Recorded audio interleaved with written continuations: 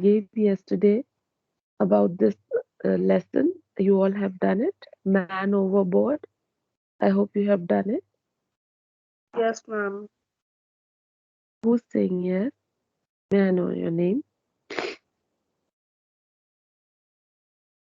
I'm Ishan Mehrotra. Okay, Shan. Expected from you.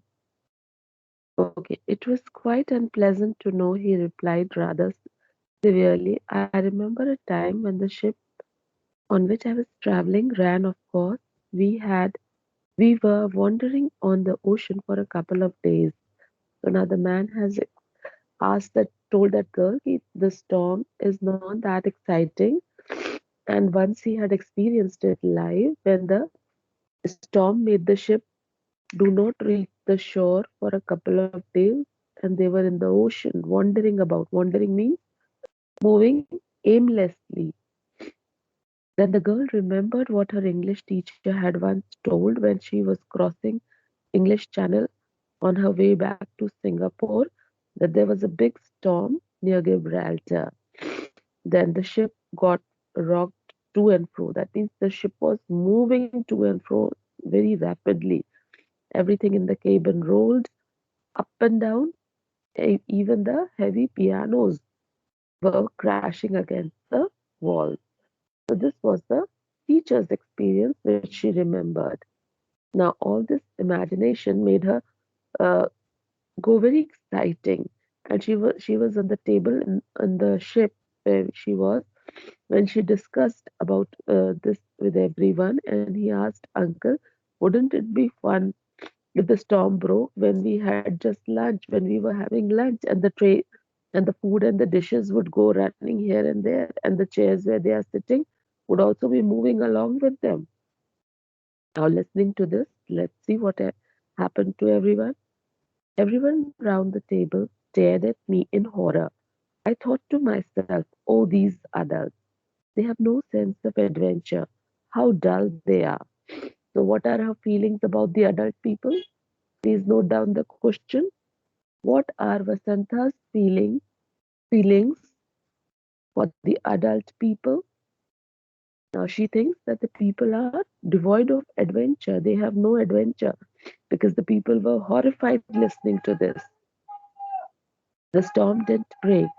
But in the evening a strong wind started blowing. The ship rocked to and fro, rocking and rolling to the music of the wind. Huge waves were dashing against it. Even though the deck was slippery, I was running around. That's when I noticed Uncle leaning over the railing. I ran up to him, thinking he too was enjoying the experience. So now this girl, when the storm was to be approaching. Nothing, a lot happened. Only there were strong winds which were blowing and which made the ship rock to and fro, and the things were rocking and rolling. Then there were waves hitting against the ship, and though the deck was slippery, that means the upper board where they were standing was very slippery, but this young little girl, she was running around the whole place when she saw that same uncle leaning over the railing. So she thought that even uncle is having fun. So she went there. Good evening, uncle. Isn't it lovely? I asked him. But he wasn't well at all. He was retching over the rails and looked rather blue about, about the mouth. Now, when she went near to the uncle, she thought that the uncle must be enjoying as well. And she asked that also, how is the weather and how is everything? Isn't it lovely? But uncle wasn't. Great problem. He was leaning against the rails and he was turning blue. His mouth was turning all blue. I felt sorry for him. Can I be of any help? Shall I call the doctor? I asked him.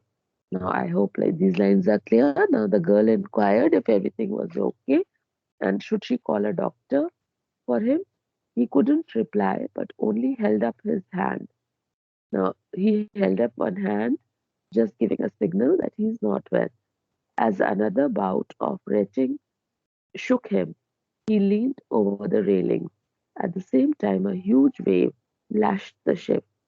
It lurched violently, and the man tumbled over the railing into the wild sea. For a second, I stood rooted to the spot. Then I ran like someone possessed, shouting, "Help! Help! Man overboard! Save him!" I must have made a lot of noise. I heard footsteps hurrying even that early in the morning. So now this girl, as she was standing near to this man lost his balance, and there was a big, huge wave dashing across, which took him by surprise, and he was in the ocean. He was down in the ocean, in the sea. And for a second, the girl got numb. She didn't know what to react. And then she ran like someone possessed. That means कोई ने उसे जैसे किसी कोई उसके ऊपर हावी हो गया. Somebody has possessed her. And she was shouting for help all over the board. And though it was early in the morning, she heard that number of people were hurrying that early in the morning and were trying to help. Tears streaming down my face and shouting incoherently, I ran full pelt into an officer. And this girl, she dashed across. Her tears were rolling. She was feeling sad, and she was shouting incoherently. That means without a break, she was shouting. Consistently, she was shouting and calling for help. And she even ran full pelt. That means she struck the officer who was just coming because she was running. What's the matter? Why are you making so much noise? He asked in a stern voice. I was surprised to see it was the captain. And now she could see the captain and who was asking her in a very serious tone. Then what is the matter? Why was she making such a lot of noise? Oh, sir, I blurted out in relief. A man fell into the sea. Please save him. Where? He asked immediately on the alert. That means now he was very alert and listening to her, and he asked him, where did this happen? There, I said, pointing a finger. He did not wait for more details, but ran at once to a room full of officers. Man overboard, he cried. Stop ship, drop anchor, quick. His instructions were immediately obeyed. The captain then raced to the upper deck. I kept trailing behind him. Lower the lifeboat and crew into the sea towards the helm, he said. So now the man on the deck had fallen, and the captain, after knowing the fact, had asked the officers to stop the ship immediately, put down the anchor. What is an anchor? What is an anchor? It is a heavy metal which is dropped down in the ocean. It is attached to a chain, and it is used as a brake to stop the ship from moving any further. His instructions were immediately obeyed, and the captain, he raced to that upper deck where all had happened. And at this whole time, the writer Vasantha, she was just trailing behind the captain. And then gradually the lifeboats were lowered down, and it could be seen that the people were all ready to go and catch him. There's a man overboard. Here again, the man quickly obeyed him. People started crowding the deck. What's happening? Somebody asked me. Word soon went around. Everyone was tense. Only an occasional "there he is" could be heard. Someone asked, "Who is he?" Another replied, "Don't know." Meanwhile, two lifeboats moved towards the man. I stood close to the captain. In his anxiety, he gripped my shoulder tightly, and I winced. "You are hurting me, sir," I protested. Now, all this while, there were people crowding around the deck, and all were worried who was there to be uh, getting drowned or to be saved. And then nobody knew who exactly the person was. From the crowd, the girl could only hear often that, "Oh, there he is, there he is." Whenever he used to be appearing in the ocean, the people used to shout, "There he is."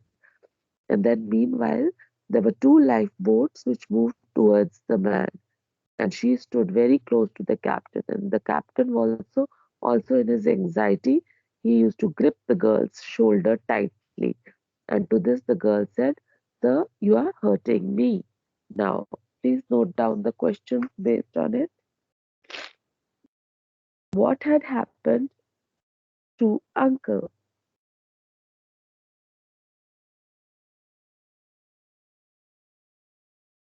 What did the huge wave which lashed the ship did to Uncle? What did the huge wave which lashed to the ship did to the uncle?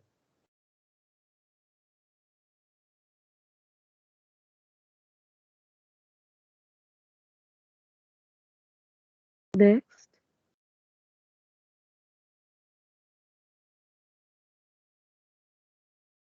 whom did the girl ran full pelt into? Whom did the girl ran full pelt into?